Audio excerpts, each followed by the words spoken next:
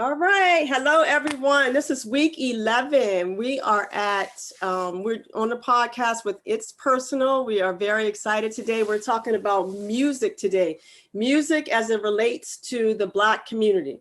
And I have on my music shirt, so I'm all ready for this. So first, I'm going to introduce myself. My name is Raina Smith, and I have my brothers with me. Let's say hi to everyone. Mike J. Hello. Hello. What's going on? What it do? Good. All right. We got Devon Drayton. How you doing, Devon? Hey, Raina. Hello, everybody.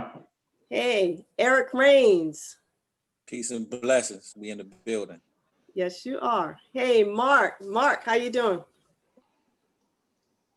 All I'm right. here. We got Alfred Clark, the third. What's up, Alfred? What's good with you? Nothing much. Last but not least, Kenny Staten, CEO, founder. What's happening? What's happening? I'm great. I'm great. Good. All right. So we have everybody today. We're going to talk today. We wanted to talk about music since it's it's deep rooted in our community. Back to slavery. Black music has always been a part of our lives in history. So we're just going to talk about how it evolves. We're going to talk about where it started. It started back in slavery. In slave times, they used it for communication. They used it for survival modes. And then it turned into use for hope, for joy, for expressing themselves in different ways. And then as we get to today, we're going to talk about how the music has affected, if you think it has affected our community. So we're going to ask you today, we're going to ask the panel, do you think music has affected our community today? And if so, how or how it hasn't? And then there's so many different genres of music. We're going to discuss that. So Mike is going to play a little snippet of a song that we might know today. If you could just press play on that, Mike.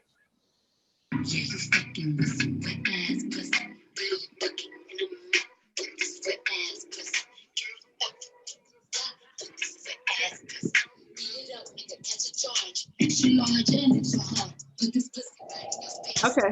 All right.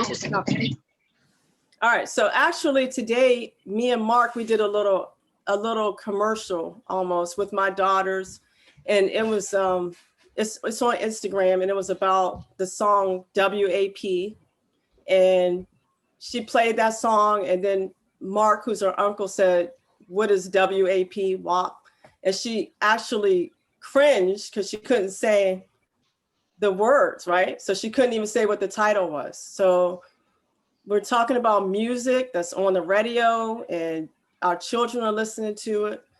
And so Mark's reply was, if you have a song on, you can't even tell me the name of the song, should you be listening to this song? So that's questions that we have about music. I'm gonna let one of you speak to music in the Black community. It's such a broad, again, subject, but I'm gonna start with Kenny and see what you have to say about music in the Black community. Thank you, Raina. I just want to say that, music is a beautiful thing. It's always been a beautiful thing in our community. We've been able to allow the music to lead our culture in a sense, and also open doors for us in our culture in a lot of ways too. But, it dated back, back even before slavery. We came here, people who expressed ourselves through music.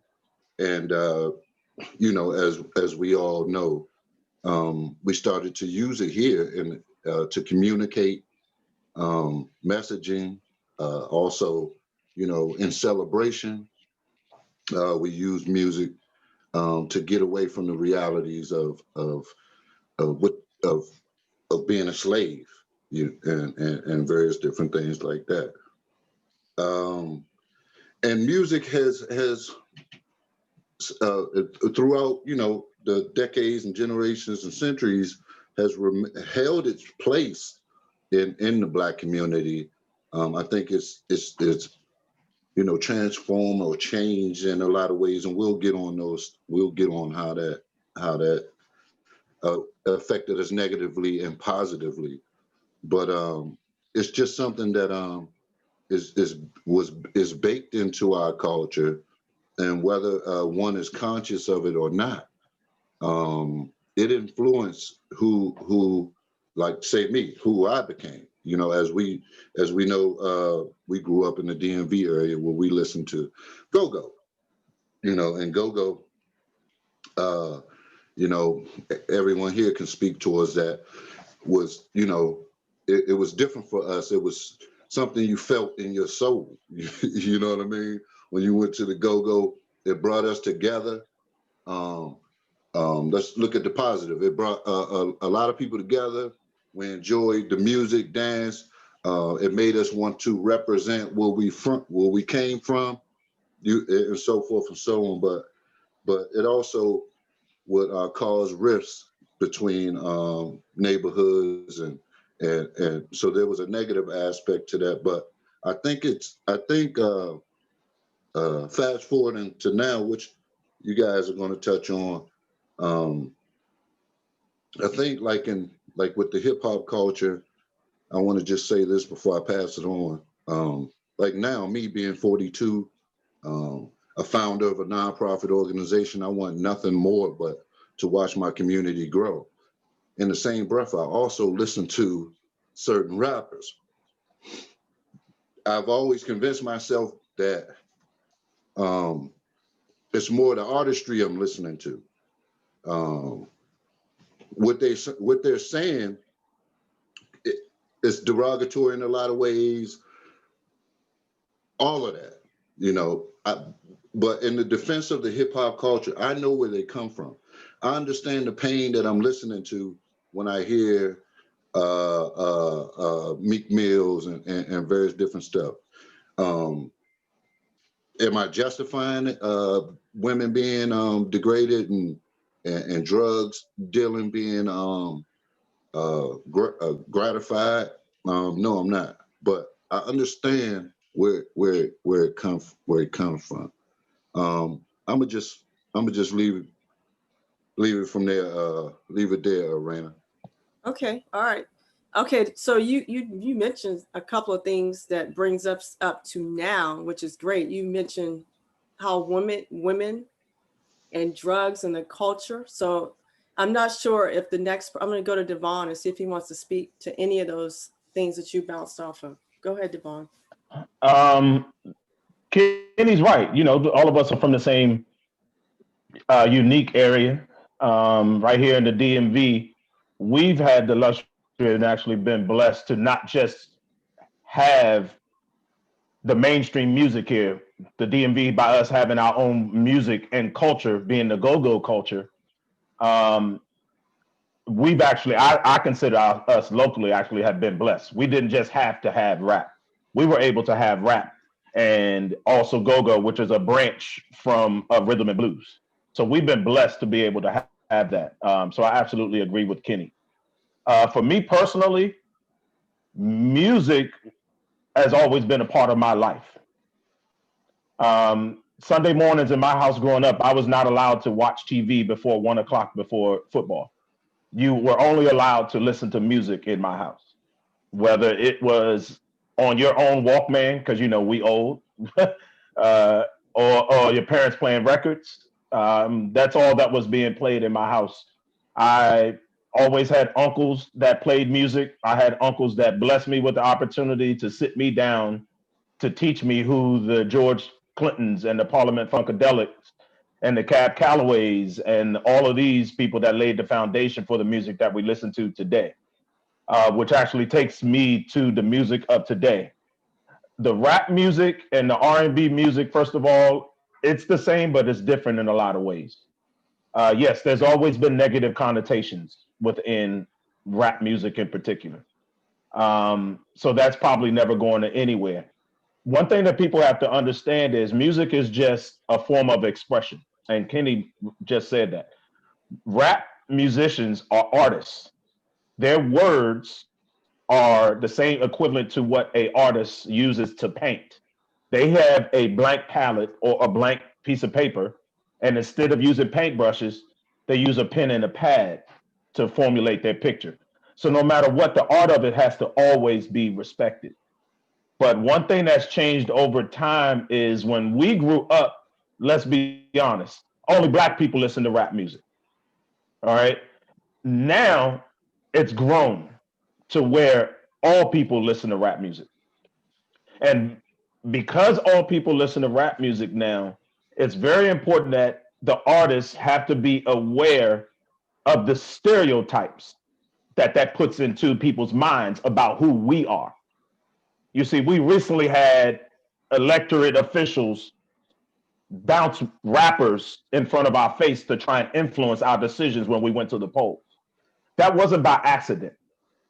That was set up to me that way because that's possibly something that that particular group felt that all black people related to. There's black people that don't listen to rap. So therefore, that was a misguided way of trying to play an influence, again, in what we're doing in our community. But rappers, because of the stereotypes that can be derived from rap music, and now me growing as a black male in the country, but most importantly be a father, I pay attention to what it is that's being said and being put out in the music. Because also in my line of work, being in the educational field, I deal with the kids that come to school and want to portray the gangster things that's portrayed in the music. And it's fine for the people that rap it, as long as they understand and come back on the other end and willing to sit down with a young man and explain to him what I'm doing is expressing my pain of what I went through. So hopefully you don't have to go through that. So Hey, while Devon, it also are you referring to the booties to the pole slogan? what, with the stereotypes? Yeah, with the stereotypes for the candidates. No, I'm talking about that was for Joe Biden and Kamala Harris, the booties to the pole. Right, that's fine. But I'm referring to the famous artists that actually walked out there to try and influence votes directly. Because let's be honest, they were ultimately trying to get people that bought their records to also vote for them. That was the whole purpose of that. That was the purpose of that. And yes, even the politics, the politricks of it all, even that was a politrick. So that's to your point. Yeah, that was a trick, but it also doesn't help eliminate stereotypes. Because me personally, I'm real big on stereotypes. And I know that people base stereotypes sometimes off the music that they hear. Some of the lyrics and some of the things that musicians talk about nowadays, the person that's hearing it takes that and hear the N word. Then it's somebody that's not black that uses the N word. And now we're offended because a white guy uses the N word, but they got it from a song that they think helps them relate to the black experience. So that's where, for me personally, is where I have a problem, not necessarily a problem, where I think we just need to, as people and the musicians and the artists, and they are doing a much better job of this. They're doing a much better job of being aware of the influence that their lyrics have on one individual, age groups, and masses of people. So, I respect their game and their grind and for what it is that they bring, as long as we're conscious and understand our impact. If you're willing to put a song out about murder, then you should be willing to put a song out about how you can save the life and save a community. Because I understand that a lot of times what rappers are rapping about are potentially things that they see when they look out their window, not necessarily what they're doing. And I say that to say that's also things that kids don't understand, is that the rapper is just telling you a story about what he saw when he looked out his window, not that he went out and physically shot someone. They're talking about the plight in the communities based on what they looked out there, sometimes project window. So long as artists are conscious and aware, and it keeps us moving in a positive direction, and hopefully it gets our mind necessarily off of things that won't help or impact the community. I think music is going in the right direction as long as we're mindful of it. I'm always going to appreciate it because it's always going to be a part of my life. Okay. Raina? Yep. All right. Thank you, Devon. You said a lot there. So I'm going to throw it at, let me see, Eric. You want to follow him, Eric E. Rains? Good people. Not really, but I will. I kind of wanted to follow somebody who I knew was going to be totally who I'm guessing would be on a total opposite end of the spectrum from myself. But I'll go ahead and kick it off. Hold on. I can switch it to somebody else. Let me Okay, throw that. I'll wait to the next one. I'm going to give it to Alfred. There we go. All right, Alfred, you ready? I mean, yeah. Are we ready for you? Now y'all ready? I would. I hear what everyone is saying, and I'm not saying that anyone is wrong. I just think it's a lot to it. Like, is there a valid point to sit there and say that music can influence, especially young minds, but pretty much anyone? Yes, that's a given. All forms of music, though. I mean, I've been hearing hip hop basically being mentioned. I would argue all music has a way of changing one's mood and inspiring action or inaction or what have you. To me personally, though, there's no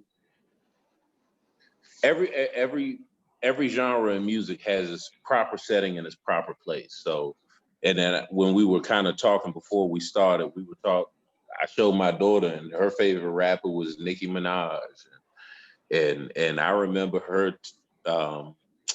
singing a Nicki Minaj song and a Cardi B song talking about pussy wet like a lake, and I'm like, oh, your pussy wet like a what? She's like, well, I don't say that part, and I'm like, yeah, but that's like when I was listening to music, but she's a woman, and that's kind of different, and it is as as a father, I don't like it, but I understand that every being has a certain sexuality to it, but it's proper. It's proper things at the proper time, as a friend of mine on this podcast would say. There's a proper time for everything, and as people get older, and I mean, I remember being 15 years old. Two Live Crew was one of my favorite artists. So was Ice-T. Big Daddy Kane. I mean, and these are great rappers. I mean, great artists that really, I wouldn't say inspired me, but they introduced me to a lot of different things, a lot of different perspectives. But when we talk about hip hop and music having a negative or positive impact, no matter how you see it, whether you listen to rap or not, to me, if you're talking about music, the one genre of music that had the most tremendous impact on the Black community is gospel music, hands down, without question, with any other way of looking at it. More people have died in the name of Jesus than any Crip, Blood, folks, anything like that. So if you're talking about pacification of Black people, not standing up for ourselves, I'd rather my children be listening to Fuck the Police than this little light of mine in today's current conditions. So I don't want to necessarily say all hip hop is bad. And I mean, WAP, that was a great song. If you with your bride and you got some cognac and some candles, WAP is a hell of a song for your girl to dance to. But if you walking downstairs Christmas morning and your 8-year-old and your 5-year-old is dancing to WAP, well, I would argue that's more of an issue with you as a parent than the type of context of the music that it is and what you allow to be introduced into influential minds, or not even being able to give some type of pushback to the things that you know are already in society right now. So I think that's pretty much all I gotta say in a condensed point with as much tact as possible. All right. Well, thank you for that. All right. So, Eric, you ready?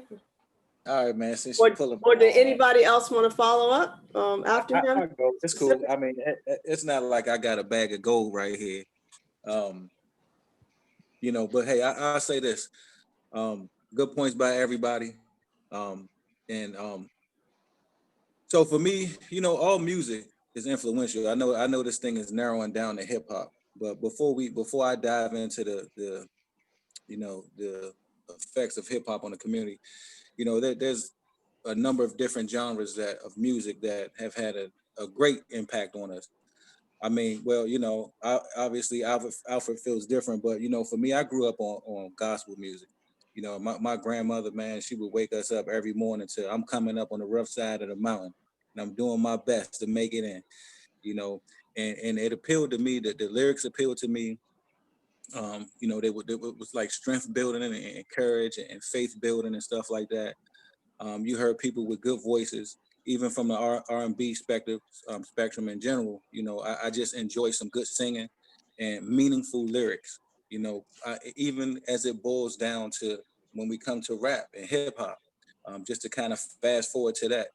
You know, I love rap. At one time, I wanted to be a rapper. You know, I was writing rhymes every day. Devon, I remember you was into it too.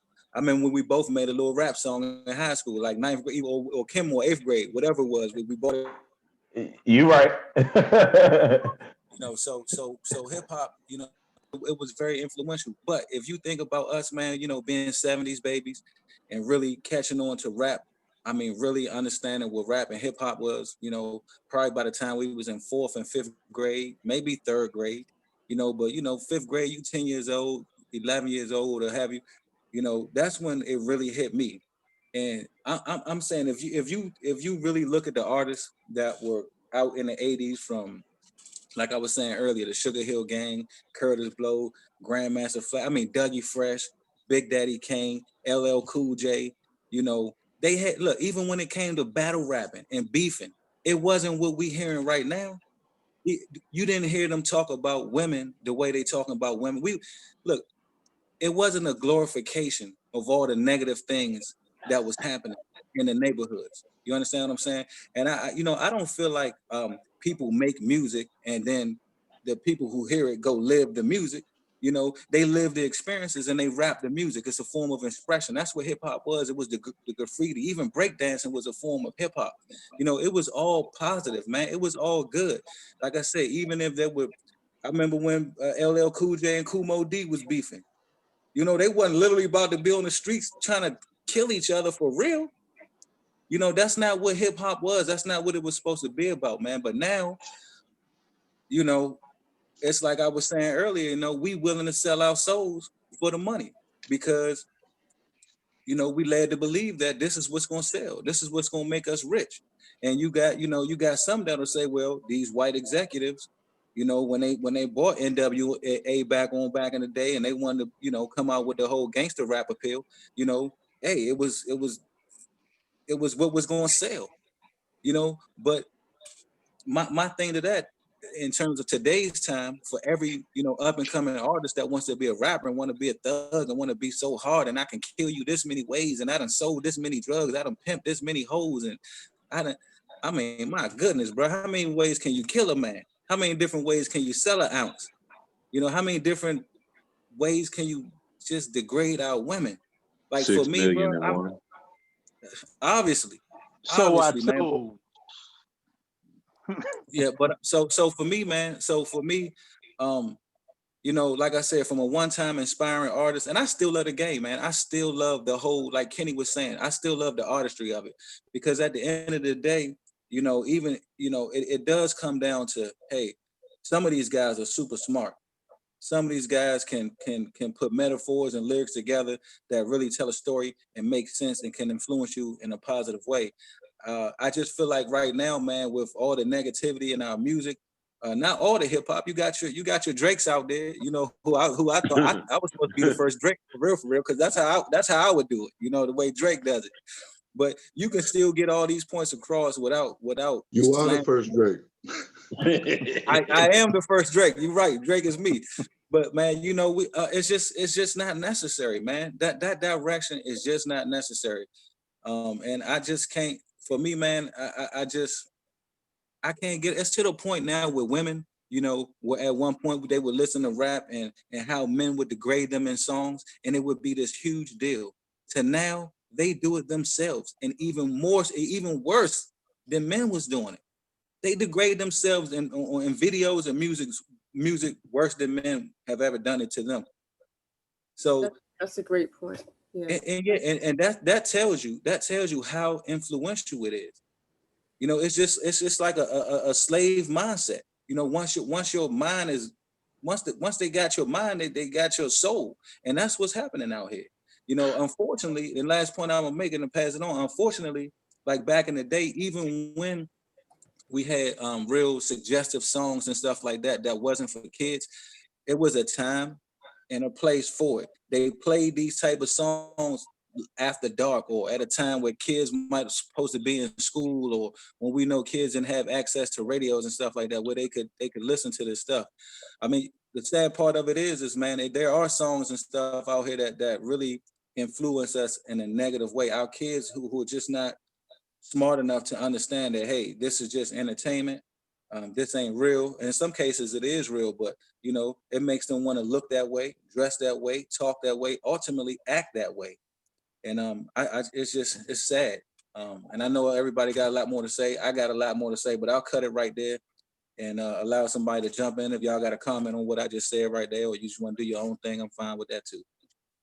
All right, I'm gonna throw it at Mike. You have something to say, Mike? Well, yeah, like I'm hearing everybody say, it's Alfred made the clearest point of it all. If you're concerned about what your kids listening to, you need to be monitoring that at home. Like, I grew up in a household where my father had 1,000 records. I listened to everything from Jimi Hendrix to AC/DC to Houdini. My father introduced me to Kool Moe Dee, Too Short, 1985. So I've heard so many different types of lyrics, but I had a parent in the house that was telling me the difference between entertainment and real life. And that's what I do with my kids. Like, I just asked my 17-year-old daughter, because she changes every week with who her favorite rapper is. It might be Lil Pump, Lil Perk, Smoke Dizzle, all these. Tell me somebody now, Giovanni. I don't even know who it is, but it's my job as a parent to follow up on that, to find out exactly what they listening to, and to be able to show them the real from the fake. That black and white parental advisory thing that's on tapes, CDs, music is there for a reason. It's just like you don't allow your kids to watch horror movies, or you don't allow your kids to watch porn or NC-17. It's the same thing with music. We got to take responsibility as parents to make sure that we're molding our kids in the way they need to be molded, and explaining to them the difference between entertainment and real life. Chief Keef doing all this stuff, Poppin doing all this years ago, flashing money, but really ain't got no money. But kids are impressionable. So if you don't explain to your kids how money work and what this lifestyle is all about, they gonna get caught up in that. I don't blame the rapper for that. I blame the parent for that. It's the parent's responsibility to make sure they tell their kids what's right, what's wrong, and allow them to either listen to it or don't listen to it. I ride around in my cars and trucks and let my kids hear everything that I'm listening to, so they can understand that it doesn't affect me. It doesn't make me who I am. It's entertainment. The same way they do when we watching Lord of the Rings or The Matrix or Hellraiser, whatever it is. It's entertainment. It's up to you as the parent to put that in there. If you allowing the radio, the TV, YouTube to raise your kids, it's not their fault, it's your fault. That's what I got to say about that. Okay. I hear your point. I kind of like your point, but I have a point behind your point. So our culture or our community, it seems like the only community where the negative energy is so massive. They put so much money into it, the media. One, I get that we have to watch what our kids are doing, but at this point, I'm going to be honest. Y'all can call me, you say what you want. I'm trying to be a great parent. I'm a single parent. I can't control it at this point. I can tell you that. When cell phones came out and all these different devices and social media, maybe you all can control it. I'm going to be honest and say, I cannot tell you the stuff that my child sees, and I can't have her unsee the stuff that she's seeing. If you all have some way to do that, I tried it. You let me know what it is, but I can't, and I try as much as I can, but I think it's too much imagery out in too many ways for child to access it. That's number one. And it's too many negative energies with messages from our community. Why is that? Why is there so much money being pumped into that arena? And why do we feel like we have to control it just in our households? Why don't other communities have so much money?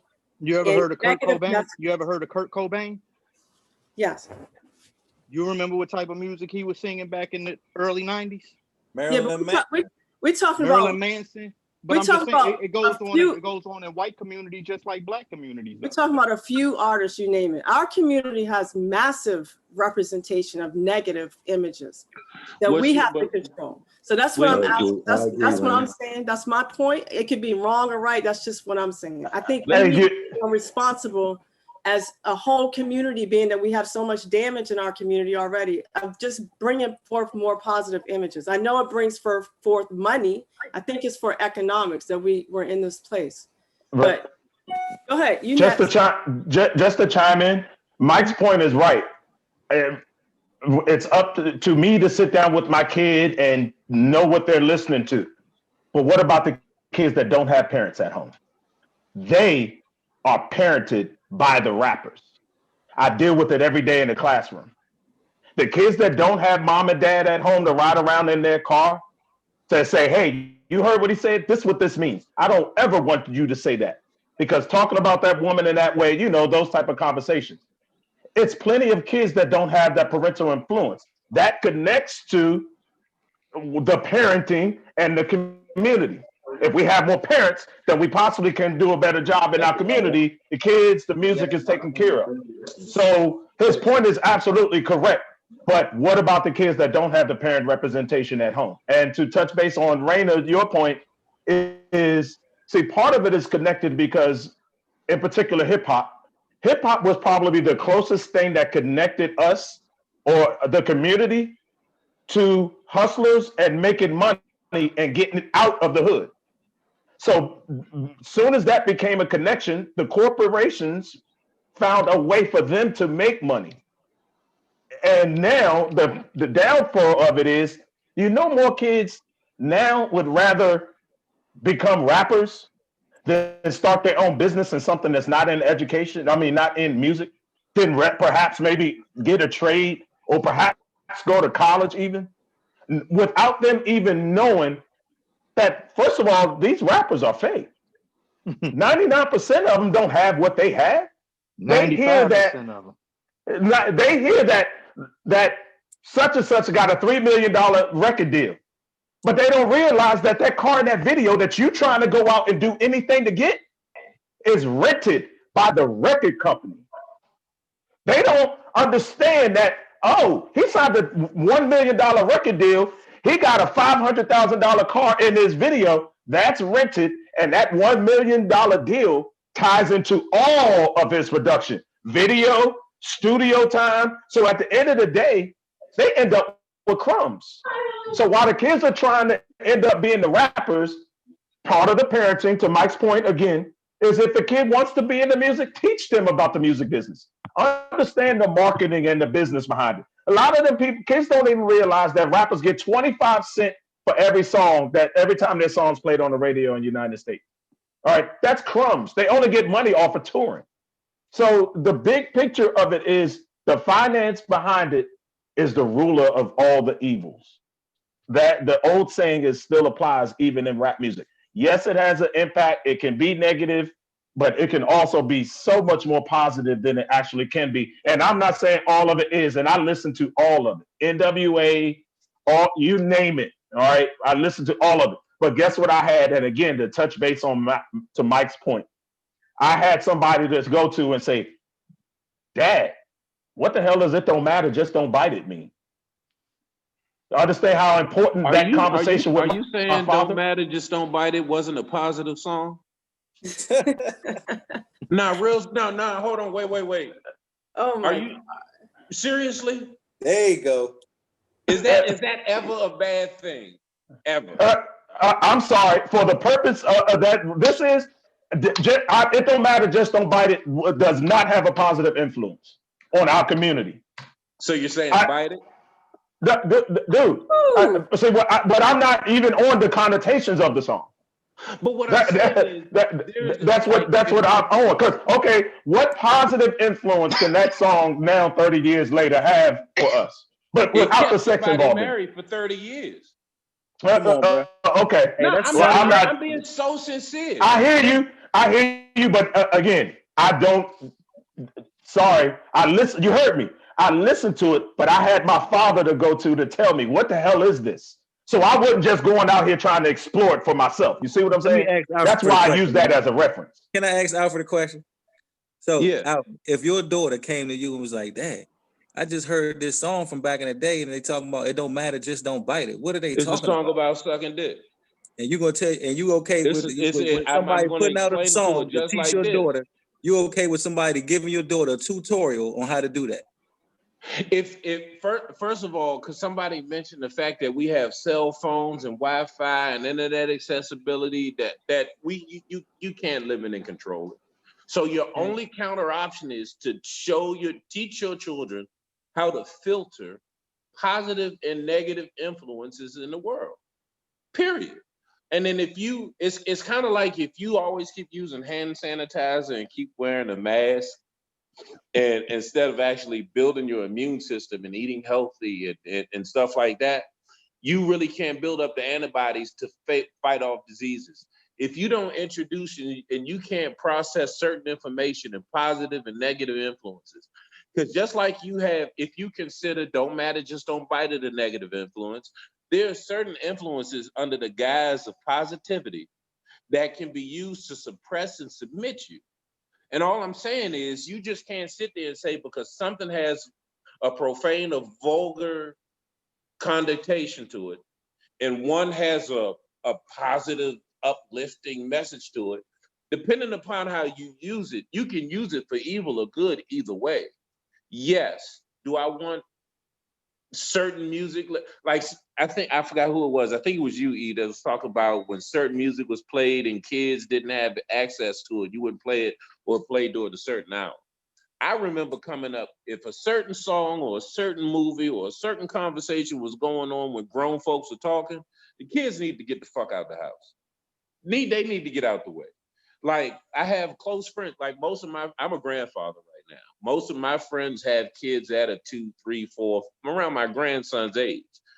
Man, you got to watch your language around something. Man, fuck your kids, man. They going to be cussing a whole lot longer than they not going to be around people who cussing.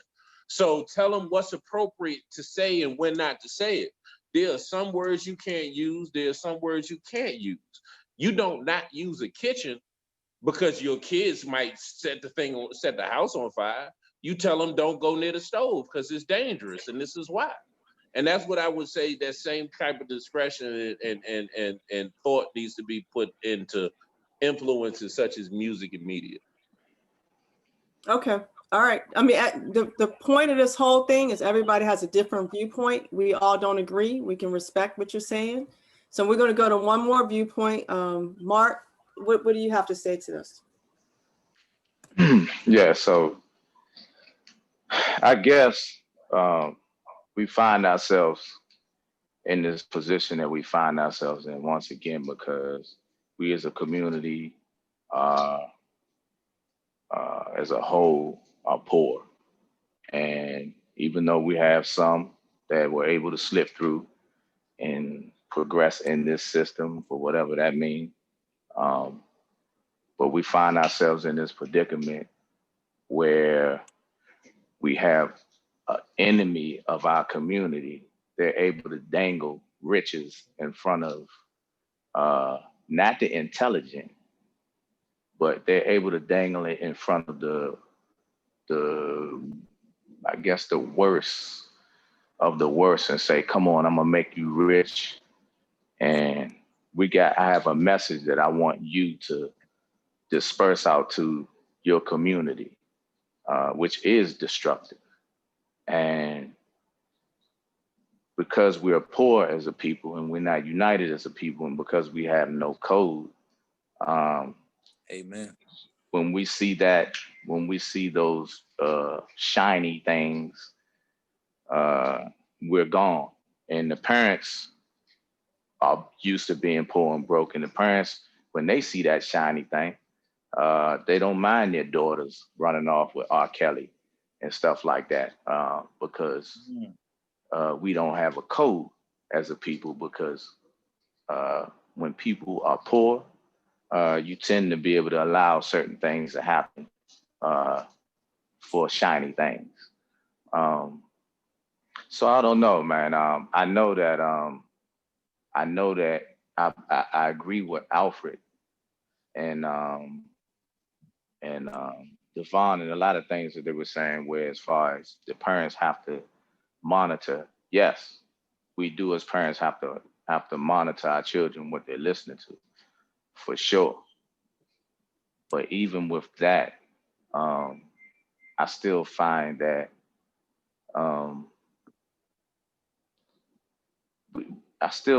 that that's, to me, that's not enough. It's not enough for our community, because I just feel like, once again, if we don't come together, my message is always going to be the same. If we don't come together and build as a people, we're always going to be susceptible, excuse me, to our enemy being able to lure us in with shiny things, because we don't have it. And to me, I feel it's on purpose that they're not letting us have it, except for that way. You know, um, I just feel like it's all on purpose. Question for you, Mark. Go ahead.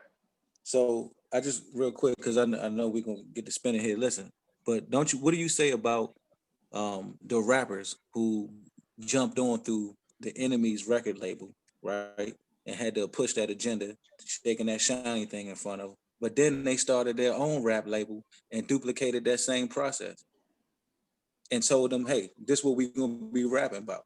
Why are we not taking control of the rap game and the imagery that we displaying for our youth? What do you say to that? Because we're not united, once again. And my thing is, we don't have a mindset of community. We don't have a community mindset. And this is the thing I keep on speaking every time I open my mouth on this platform, that we need to change our mind and have a community mindset. So what's happening is, when people get their riches, they got it, they made it. All they wanted to do was make it. And maybe their boys, whoever they're in their surroundings. But they ain't never really give a damn about the community or the rest of the community. You know what I'm saying? Because our people are not community minded. And that's all I'm saying. And I'm gonna always shout. Every time I open my mouth, it's gonna be about the community. We need to have a community mindset. So that's what it is, man. When one person That's an get on, excellent point. yeah, it should be for the purpose of the community. How can I get all of us on? How can I create a lane for all of us? How can I spend this so that it benefits all of us? And we got to get to that, man. We got to start thinking that way. Me and my sister, man, Raina was talking about that earlier. Even in our jobs, just our regular jobs, whether no matter what you do for a living, if you get on in the spot, man, and you can hire people, you in a position to actually hire people. We in the place now. We need to be hiring us. If you have the ability to hire, we get in a position and we want to be so-called fair, and other people ain't being fair. Latinos get in a position, they hiring all of their peoples. They bringing their all. Other people do. Why? Because they know they have to counter this white supremacist system. But we the only ones that get in a position and want to be so-called fair, which it ain't fair. But go ahead. No, I just want to get one acknowledgement from something you just said, man. And I hope we on the same page, and I hope I heard this the right way, because to me, when I posed that question to you about the young rappers getting on and then creating their own labels and following that same suit that they jumped on in, I feel like, and I like what you said, one thing, because it's about accountability. And that's what it comes down to, man, us holding each other accountable. And I didn't hear you really blame the white man or the next person. For the way I heard that was, it was a sense of accountability and saying that, listen, it's happening because we're not a community. We're not engaged in terms of wanting to really build and put back into the community. So that's my same perspective, man. Because somebody said earlier, yeah, but that's what the white exec's gonna push. You know, it's just like our athletes out here, man, who go to these white schools and bring all this money to these different white schools, and nobody wants to go to the HBCU. What if all of our top athletes decided to go to a HBCU? Where all the recruiters gonna be at? Where all the TV, where all the media gonna be at? Same with the music industry. It's And already starting there. So yeah, and I know, but what I'm money saying is, involved in that. keeping within this topic of music right here, if all of our rappers and artists decided to say, you know what, man, we got to change that mindset, like Mark is saying, and have a more of a community mindset, man, and really dig into uplifting and changing the community, man. Who could stop us? What they gonna say? Oh, we can't be no, it ain't no more black artists no more. That ain't gonna happen. Oh, it ain't gonna be no more black athletes because we ain't going to the white schools. It ain't no way in the world. We at a point where they really can't stop us, man. We just really have to get out there and do it, much like Mark has been saying. Y'all Let me do say realize this, that the black person's thing is money. Money is God to the black individual. No matter how y'all try to shape it, it's money. So you think the top athlete's gonna go to a HBCU that's poor when the boosters come from Kentucky, Duke, North Carolina with that bag? That family is gonna be looking like, fuck Howard, fuck Morgan State. Yes, Go with that bag. Yeah. To answer your question, and I'm sorry I'm jumping in because Let's say God. Man, Money Eric, is God. I like everything you said. Man, listen, Joe, I owe you a sandwich. I love what you just said. Mike, yes, I understand what you're saying about the boosters and the money and all of that stuff. But when you got cats like Lil LeBron, what's the kid's name that plays for the Lakers? The James kid, everybody try to say is anything close to Jordan.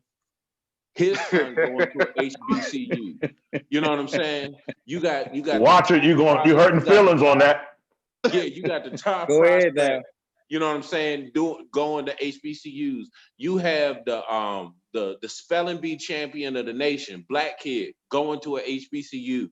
You have a little 12-year-old girl that graduated valedictorian going to a HBCU when she got recruited from all across the country. Those particular things in the 5-year span doesn't have an immediate impact, but 15, 20-year spans, like how every other nationality thinks, that eventually has an impact. And in that 12-year-old that goes to, I guess, Howard, because whatever, you know what I'm saying? Me personally, I wouldn't want my daughter to go to HBCU because I'm selfish and I could say the hell with the community when it comes to my daughter. But the rest of y'all kids going to HBCU, I like that idea. You know what I'm saying? And it's about building our own. I like that idea about athletes, whether it's football players, basketball players, creating their own management teams, creating their own legal defense firms, their own education, like LeBron James making that school. And I think Russell Wilson is doing a little school thing. Those right there are tangible, long-term investments that we all need to start doing. Even if your kid doesn't go to HBCU, there's no reason why you can't buy a Howard t-shirt or a Howard hat. Little things like that contribute to their bottom line that'll allow some other kid to go to that school and get an education to make an impact.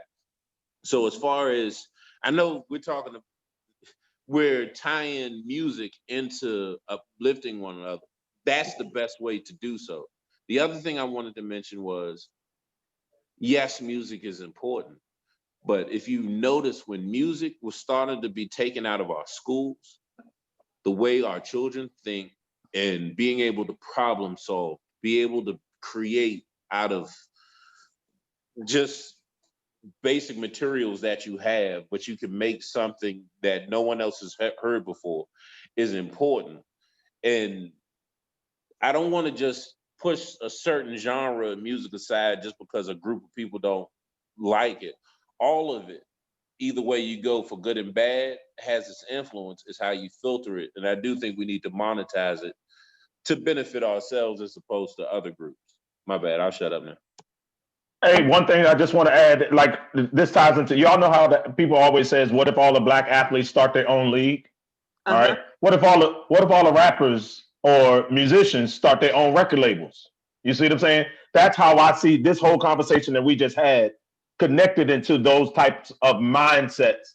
But the key thing that's a problem is the competition in it. And when that competition is going to come conflicts. And we know where we take our conflicts as Biggie and Tupac. So that's a good point. I mean, why do we always have to, why does it have to be a record label started from musicians? If there's money, why does economics have to go directly into a record label? Can't we think on a larger scale? Our community needs so many things. Why can't we start something for our community that's needed? We don't have a lot of it takes money, and it's, believe it or not, the community, I give it to this generation, they're real big on pushing underground and independent. They're much more knowledgeable about the business of music. But it takes money to make money.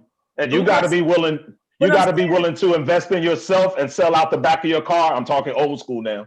Or have a platform like YouTube that generates you some type of money, so I can take my money from my sales and you take your money from your sales. We can compile and say, now we're going to put out 2 albums that by Raina and Devon.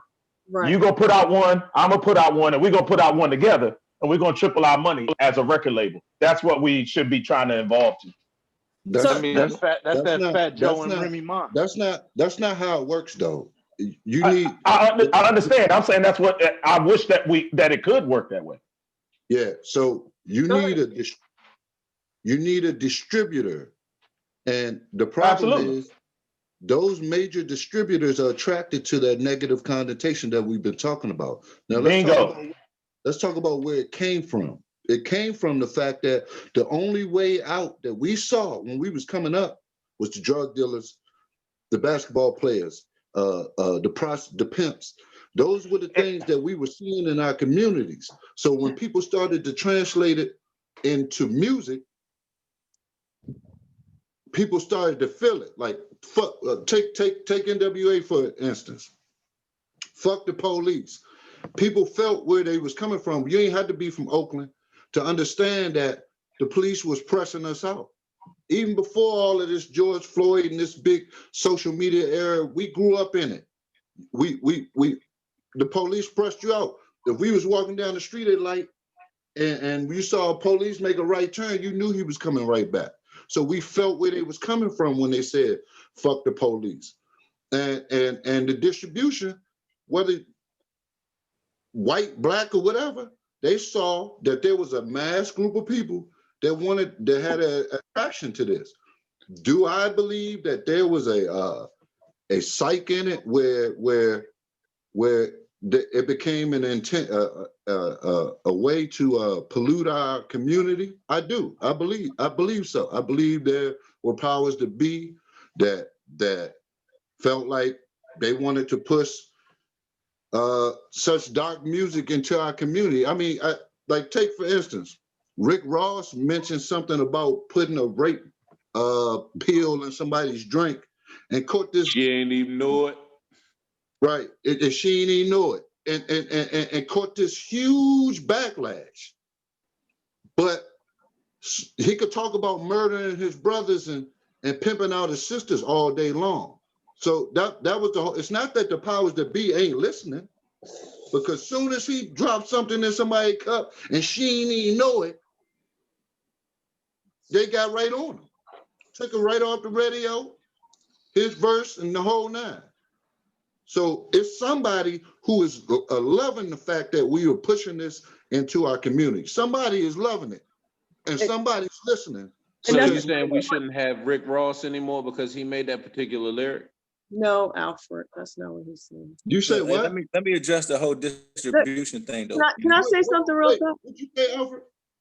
Nah, I'm asking, and this wasn't being facetious, and it wasn't being me. I was honestly asking. What did you say? I'm about to say. So do you think because Rick Ross, and this is what a lot of people did, like with CeeLo Green and a lot of different artists, because they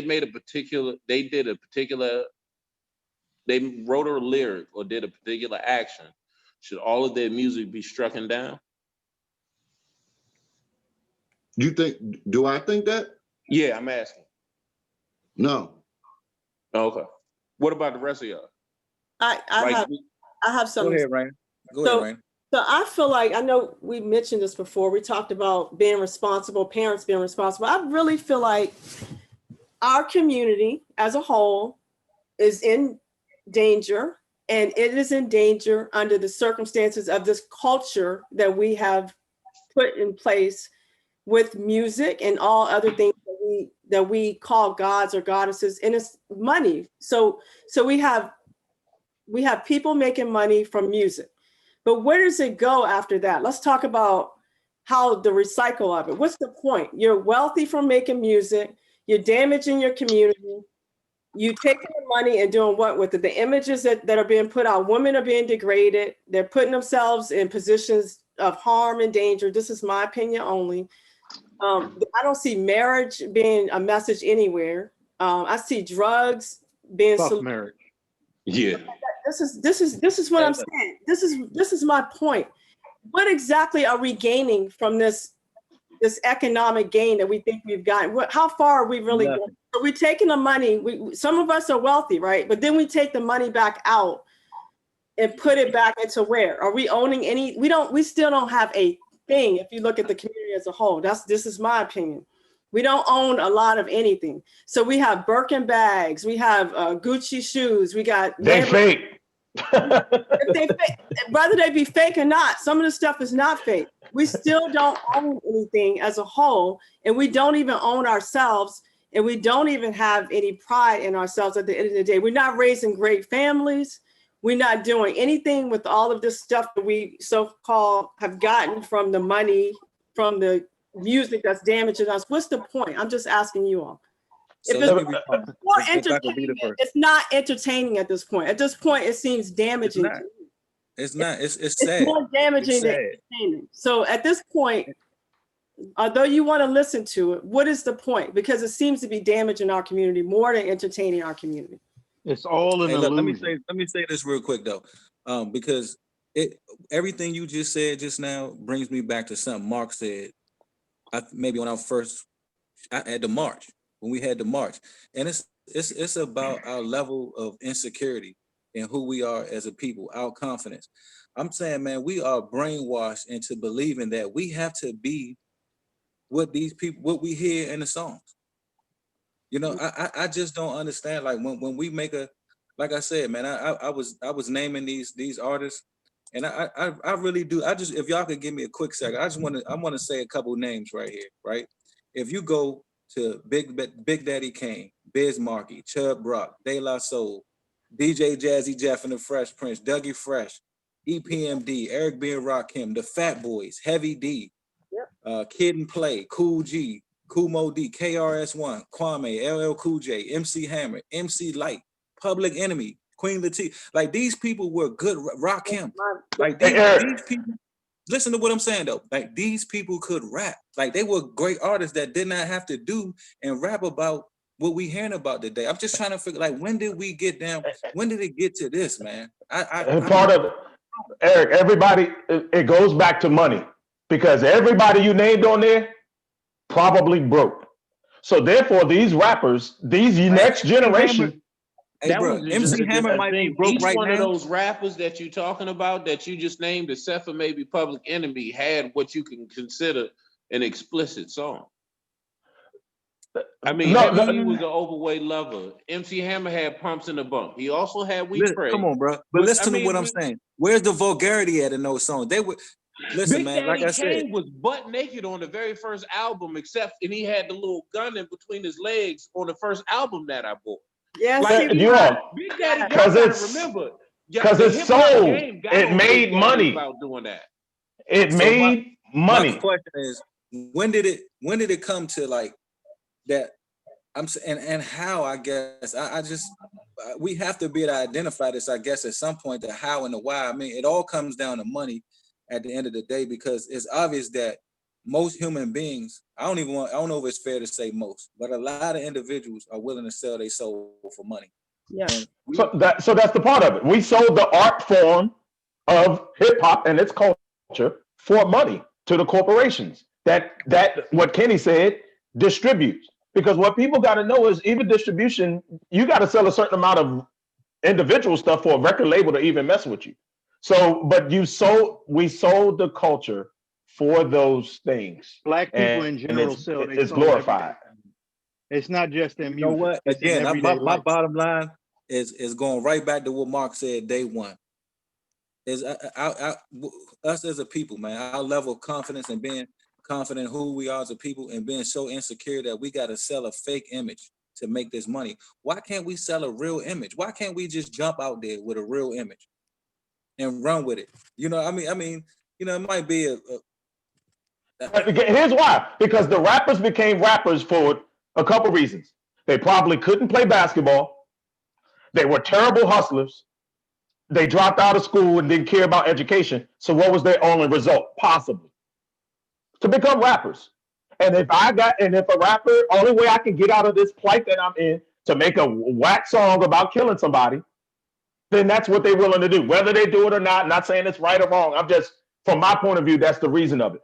But something else that's going in more impactful for me, you all, is the violence in the music. right. I'm not even, I can't even, the sexual part of it, all right, that's fine. But the violence that's being portrayed in the music, because let me tell y'all something. These kids running around here talking these Dracos and ARs, they have no idea what they're doing. Because it's grown adults that have no idea what they're doing with one.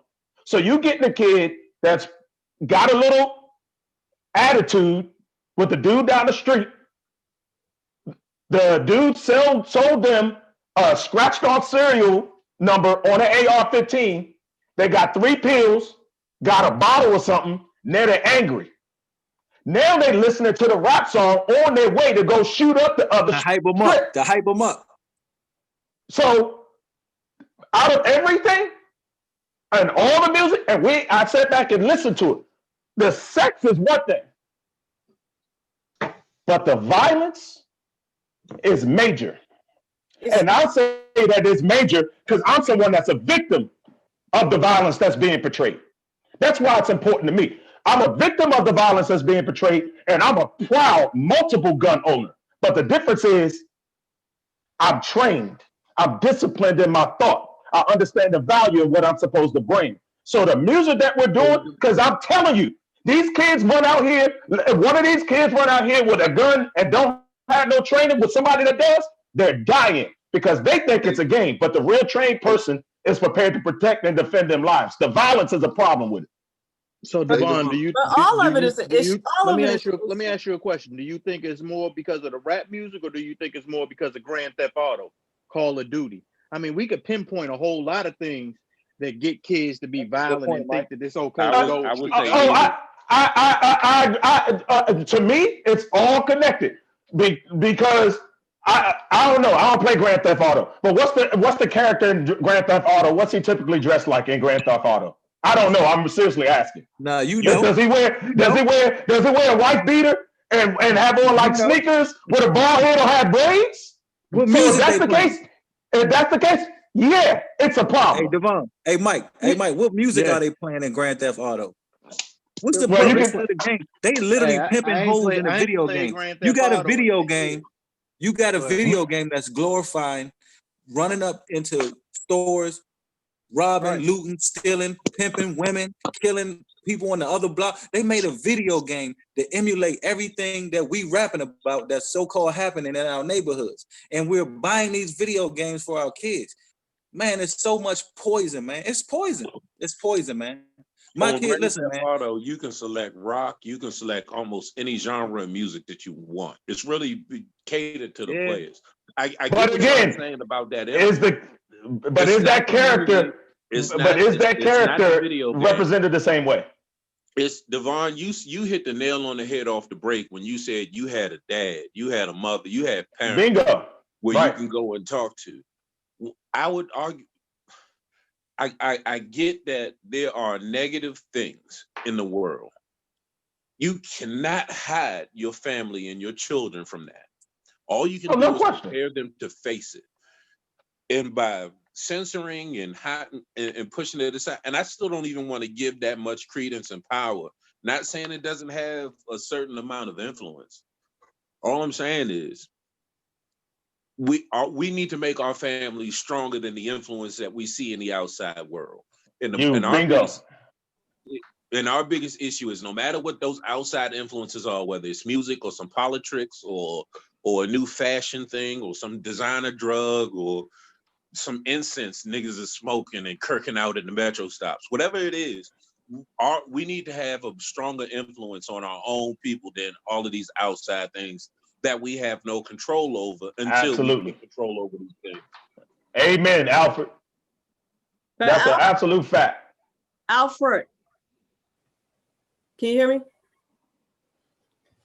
I hear what you're saying, but unfortunately, rap is almost like the culture that is the family. That is what everybody. See, y'all keep saying rap is bad because somebody said don't matter, just don't buy it. There's a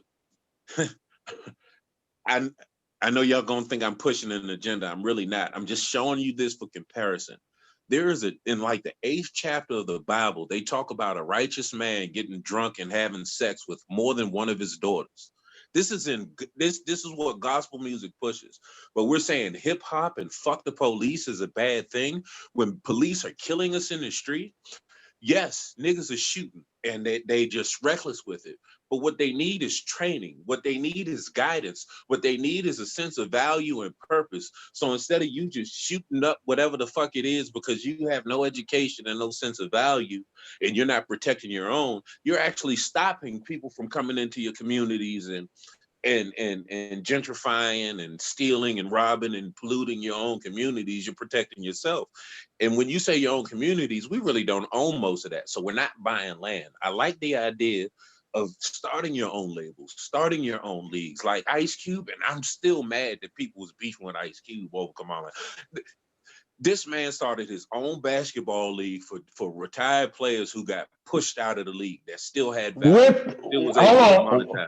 With Steve Bannon, you can't forget that he's in business with the Trump guy. I don't care who he's in business with. All right, but I'm just stating. But to your point, yes, he did.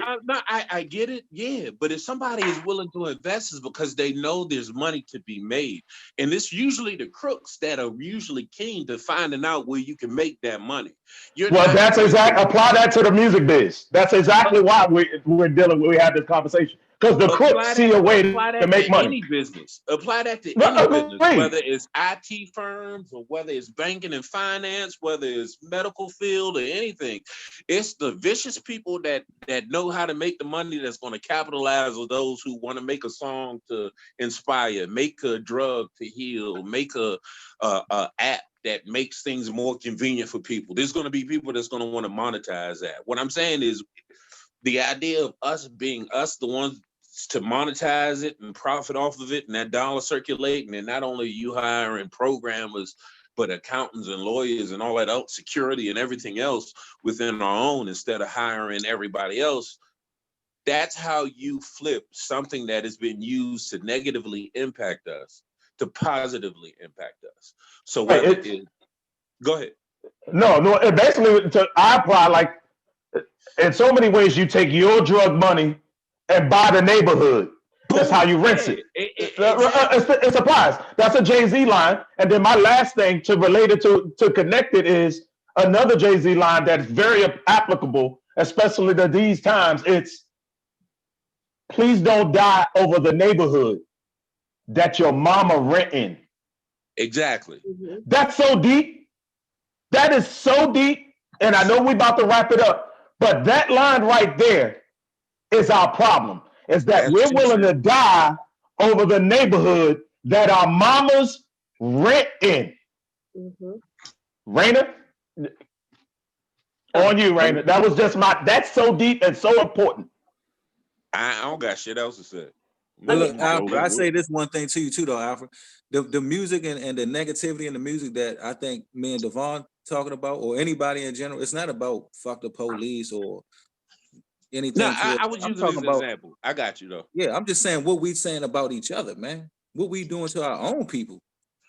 True. And I mean, I don't even see how anybody could rebuttal that. To be honest with you, it's about accountability, man. We got to take accountability for what we doing to our own people and our own communities. Are you talking about that crab in the pot mentality?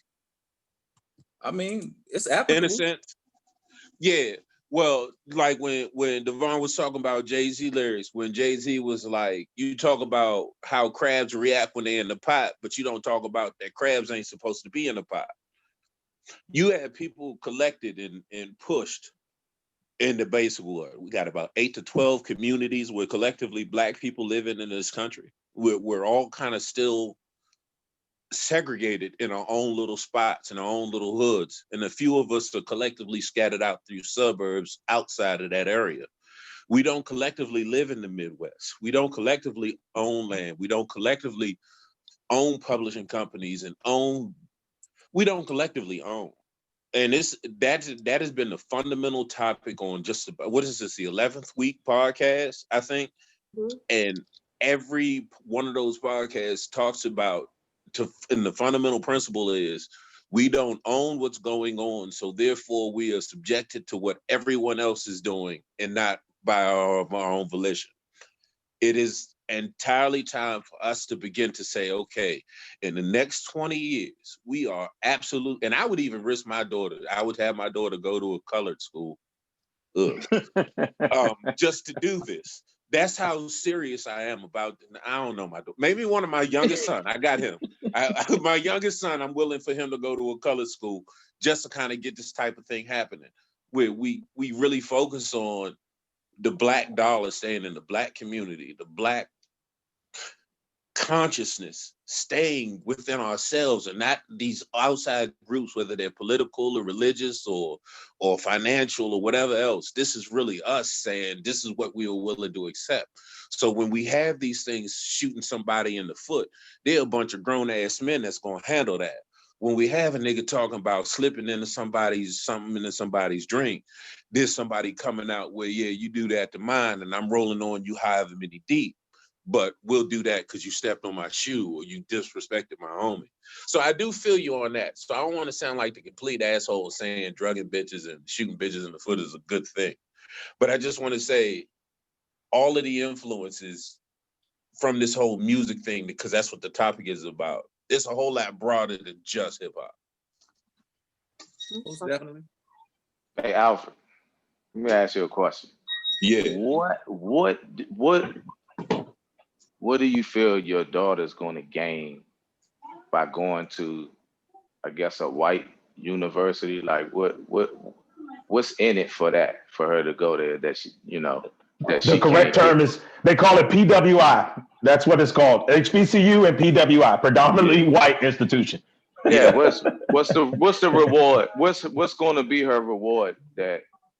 Honestly, if she wanted to be a lawyer or something like that, then I wouldn't have a problem with it. But she wants to study the field of neurology. There's no Black school that leads the country or the world in neurology. Okay. It'd be cool if they had one, but there just isn't. Okay, I was just trying to figure out what's in it. But I will tell you, you don't necessarily need to go to the best school in order to end up having to get a great education and lead to a great career. You have to have ambition and drive. Because you can get a degree from anywhere. It's what you do with your degree that's going to matter. Yeah. All right. I just went to regular old Virginia Union. I didn't go to Howard. It's what I did once I got it. That made an influence. All right. So unless somebody else has something to say, I'm just going to wrap it up by saying this. At this point, to me, this is just my personal opinion, it doesn't matter what we do because we don't own anything anyway. So at the end of the day, when you sit in front of somebody and have to ask them for a job, I don't care what school you went to, that's the position we're in overall anyway. So unless we get ourselves in better positioning, that's where we're going to end up. Asking somebody for a position. So your child can go to any school that she wants to go to, and we know the system is set up X, Y, and Z. But as we see, they can do whatever they want with the way the system works. So that's why I'm trying to convince her to create her own business instead of work for somebody else. That's what they teach you at the white schools, and then I guess they do in the predominantly black schools as well. But yeah, that's.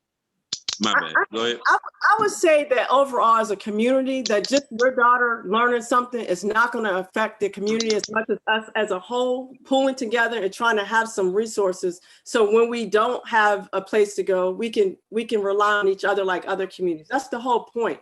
And so this Black music, which is damaging, maybe you are home and you can tell your daughter not to listen to this. But guess what? That man who looks so great that she's going to have to date or run into, your child is going to run into these problems wherever she goes. So while you think you have a handle, Devon, on your beautiful daughter, somebody's son is over there listening to some trash that you're going to have. Oh, absolutely.